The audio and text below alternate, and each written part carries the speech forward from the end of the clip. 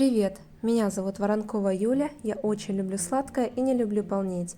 В этом видео я покажу, как приготовить всем известный пряный морковный торт, только в низкоуглеводном кето-варианте, по вкусу которого никто и не догадается о том, что он диетический. Для бисквита смешаю 140 грамм миндальной муки, 25 грамм кокосовой муки, 8 грамм сахарозаменителя, 10 грамм разрыхлителя, молотый имбирь по вкусу и чайную ложку с горкой корицы. Перемешиваю.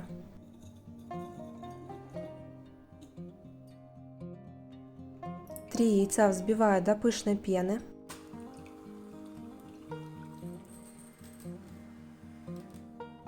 Добавляю 140 мл оливкового масла и слегка перемешиваю.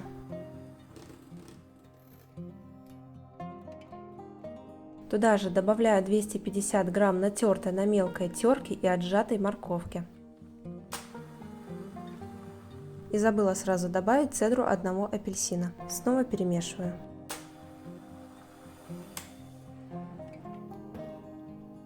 Теперь в два этапа добавляю сухую смесь.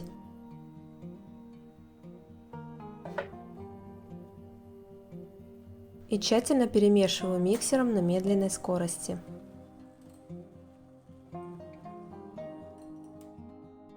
Добавляю 50 грамм дробленых грецких орехов и перемешиваю лопаткой. Орехи дробить не очень мелко. Перекладываю тесто в форму диаметром 16 сантиметров. Разравниваю. И отправляю выпекаться в разогретую до 180 градусов духовку на 60 минут. Готовый бисквит проверить деревянной палочкой, она должна выходить сухой. Накрыть полотенцем и остудить, затем накрыть более герметично и отправить в холодильник хотя бы на пару часов. Этот бисквит можно есть и как самостоятельный пирог. Полностью охлажденный бисквит делю на 3 равных коржа. Я люблю это делать обычной ниткой.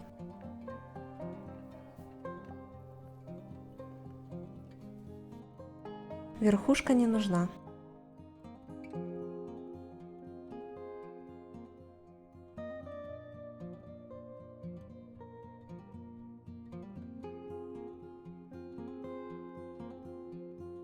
Я слегка взбила сливки для крема, потому что сделала их из молока и масла. В описании к видео можно посмотреть, как это сделать. А обычные жирные сливки для этого простого крема взбивать не обязательно. К сливкам добавляю 400 грамм творожного сыра, ванилин и 8 грамм сахарозаменителя. Тщательно перемешиваю миксером. Если у вас сыр не такой плотный, как у меня, то вместо сливок лучше добавить 100 грамм размягченного сливочного масла. Вот такой простой и плотный крем получается. Для пропитки торта нужно сделать простой сироп. Смешать 100 мл воды, 4 грамма сахарозаменителя, немного ванилина и капельку апельсинового ароматизатора. Просто перемешать. Выкладываю первый бисквит в кольцо 16 сантиметров, но в этом торте кольцо не обязательно. Слегка пропитываю сиропом, главное уделить побольше внимания краям. Выкладываю примерно треть крема и равномерно распределяю.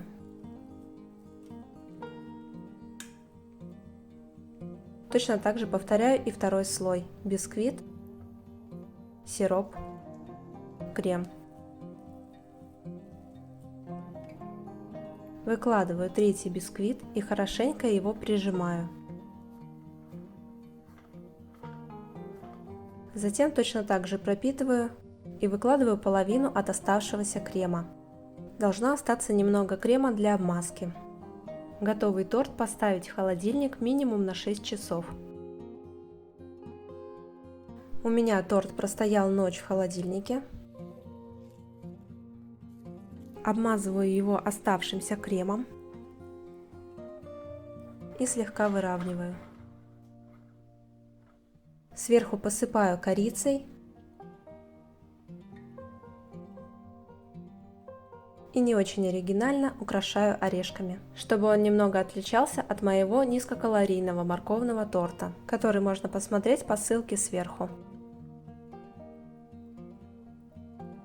Этот морковный торт можно смело ставить на общий праздничный стол, и никто даже не заметит, что это не совсем обычный торт. Если вам понравился этот рецепт, поставьте ему лайк и подписывайтесь на мой канал. Приятного вам аппетита!